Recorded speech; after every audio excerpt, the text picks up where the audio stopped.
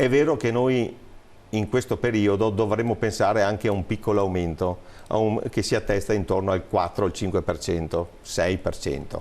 Però questi aumenti ci servono anche per coprire gli investimenti che dobbiamo assolutamente fare, come ho detto prima, per sostituire le tubazioni ammalorate, per ampliare le reti fognarie. Bollette dell'acqua più salate per le famiglie che la rete idrica e fognaria di Alto Trevigiano Servizi copre. Gli aumenti scatteranno a partire da giugno, ad annunciarlo il presidente Fabio Vettori. Aumenti che serviranno per coprire in parte gli investimenti che la società sta facendo per la rete fognaria e per ridurre le perdite di acqua in quella acquedottistica.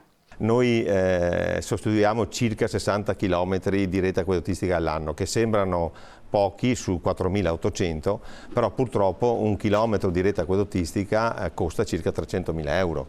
Quindi stiamo parlando di 300.000 euro per 60, sono circa 18 milioni di euro all'anno che investiamo. Se oggi l'acqua pagata in bolletta costa al contribuente circa 3 euro al metro cubo contro i 5 che si pagano ad esempio in Germania, gli investimenti programmati dalla società varranno circa 70 euro ad utente. A rendere ancora più urgenti questi interventi la siccità, che da oltre un anno ha colpito anche il Veneto, causando un abbassamento delle falde del 40%. Se noi dovessimo rimpinguare le falde avremmo bisogno di più di un mese di pioggia ininterrotta. Ecco dunque il secondo fronte su cui si dovrà investire. Bisogna arrivare a delle metodologie per potabilizzare l'acqua superficiale, che in questo momento non è potabile perché ci sono degli agenti inquinanti, ma bisogna arrivare anche a questo.